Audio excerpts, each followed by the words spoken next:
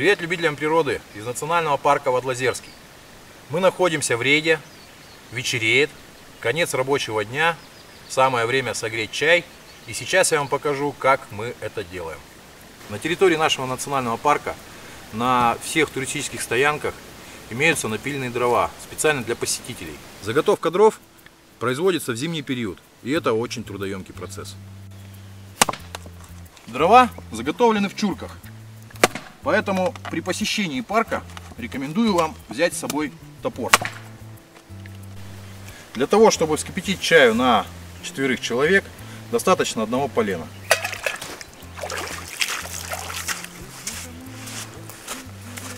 Чтобы развести костер, я сделаю стружку. Это ускорит процесс и облегчит его. При этом не надо сдирать кору с березы и тесать смолевые сосны. Заготовить стружку с сухого полена это несложно. Оставшееся полено я раскалю поменьше.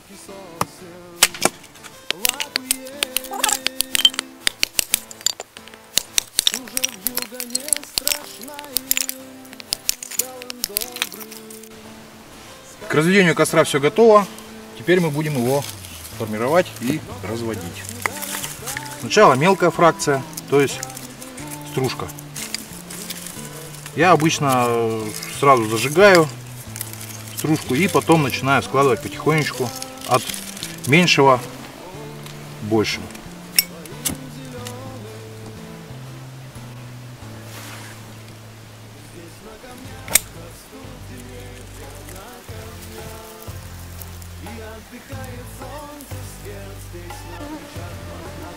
Как видите, стружка разгорается очень быстро.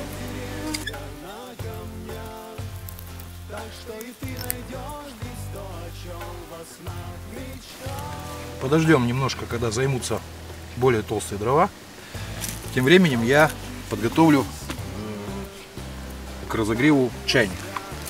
На наших стоянках вы всегда найдете подготовленные таганки над костровищем и набор крючков. Рекомендую вам не наливать чайник полным.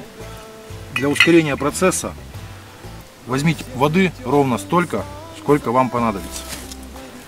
У нас сейчас в рейде 4 человека. Понятное дело, на такой высоте чайник будет греться очень долго. Я его повешу пониже.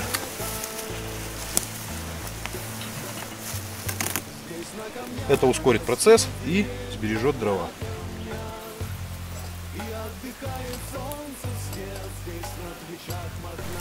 Такой костер позволит вам быстро вскипятить чай, так как дрова прогорают очень быстро и отдают много тепла. Не прошло и 10 минут, чайник уже кипит.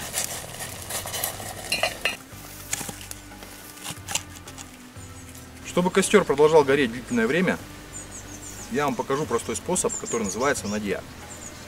Берем 2 неколотых чурки и кладем их параллельно,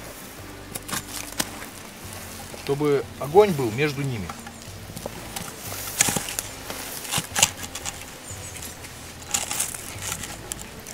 Данный костер называется двойная надья. Есть еще варианты тройная надья. Приток воздуха будет минимальным. Такой костер будет вас согревать минимум 1,5-2 часа.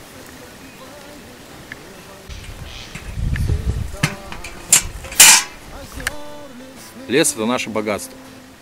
Экономьте дрова, тушите костры, любите природу. Всем пока, приятного чаепития. А что без сахара?